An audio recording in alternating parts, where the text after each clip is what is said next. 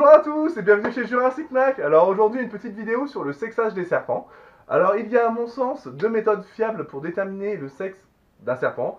Il y a l'éversion des hémipénis que l'on pratique chez les juvéniles et il y a aussi la méthode du sondage que l'on pratique chez les adultes.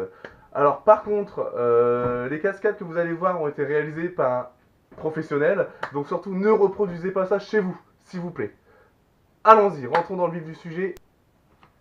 La première méthode, celle de l'éversion. Alors, hop, prenons voilà, un jeune python royal, mutation bananalisaire. Tout d'abord, il faut localiser le cloaque, qui se trouve juste là.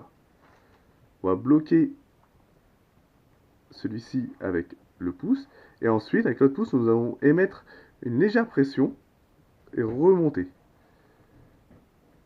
Comme ça, voilà.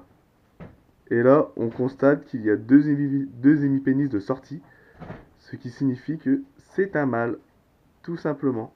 Voilà. Faisons le comparatif avec une femelle. Hop, donc, une femelle Régis du même âge, même gabarit. Voilà. Le cloaque, et la même méthode. Et là,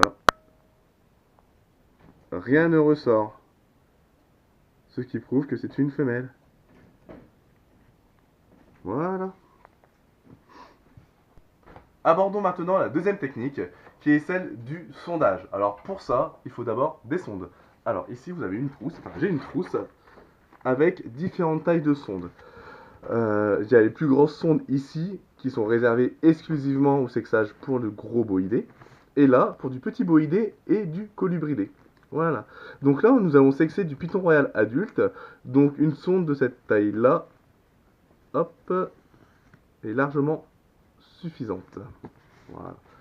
Alors, on désinfecte les sondes. Voilà. Tac. Et on prépare aussi du lubrifiant, ce qui permettra une meilleure pénétration de la sonde.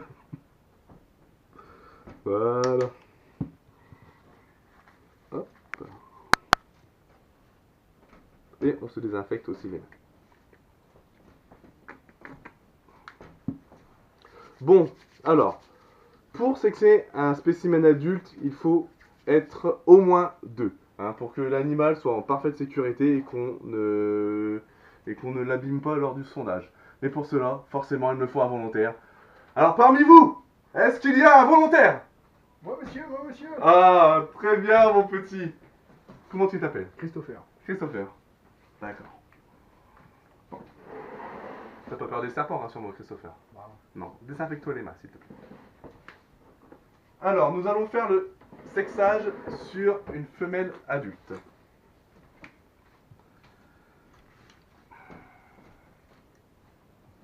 Voilà, donc tu veux bien me la tenir.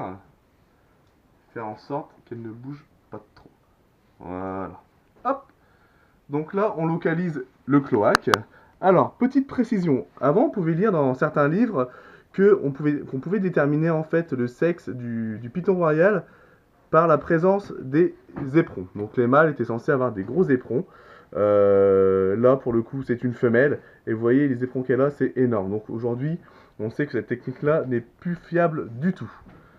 Voilà, c'était une petite parenthèse. Donc, revenons à nos pitons. On va prendre une sonde, voilà, qu'on a désinfectée et enduit de lubrifiant. Et nous allons l'introduire dans le cloaque. Voilà. Et nous allons l'enfoncer tout doucement. Alors ce qui est très important, c'est que dès qu'il y a une petite résistance, il faut arrêter pour ne pas faire mal à l'animal. Hop, voilà, là je sens une première butée, donc j'arrête tout de suite. Et je sors la sonde. Et là, on s'est enfoncé d'à peu près 2 cm, soit à peu près 3-4 écailles. Voilà.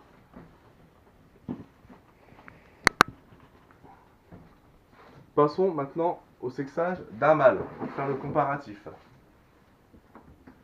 Donc ça va être le petit Christopher qui va me chercher un mâle. Hop. En attendant, moi je désinfecte de nouveau la sonde.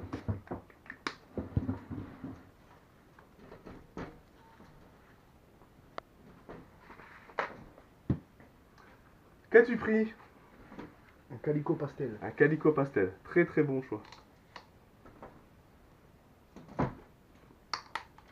Voilà. Et là. Parfait. Donc là, pareil, hein. On cherche le cloaque. Donc là, voilà, par contre là c'est un mâle. Et on voit que les éperons sont beaucoup plus petits. D'accord? Alors qu'ils sont censés être beaucoup plus gros chez les mâles. Bref. Hop, on va resexer ça. On va prendre la sonde. Hop, on la met dans le cloaque et on enfonce. Voilà, tout doucement. Hop, voilà, là je sens une butée. J'arrête.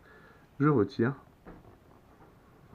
Et je remarque que la sonde s'est enfoncée d'à peu près 3-4 cm, ce qui correspond grosso modo à une douzaine d'écailles. Donc ça, c'est un mâle.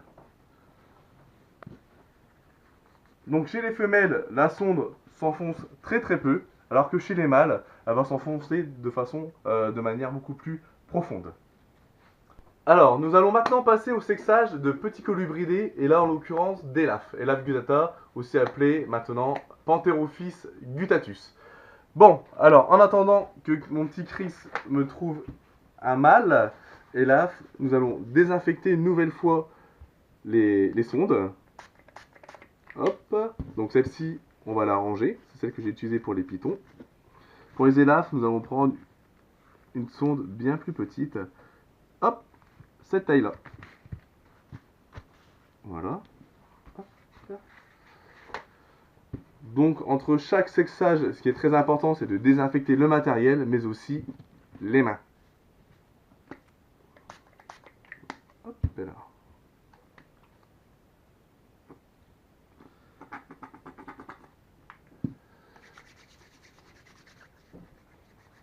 Bien, allons-y. Hop là. Tac. Donc, on localise le cloaque. Donc, le cloaque se trouve juste ici. Et on va mettre un peu de lubrifiant sur la sonde. Voilà.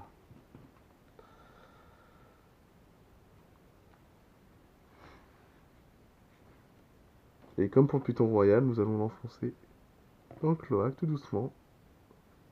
Voilà, jusqu'à ce qu'il y ait une résistance. Voilà, là il y a une résistance. Je retire la sonde.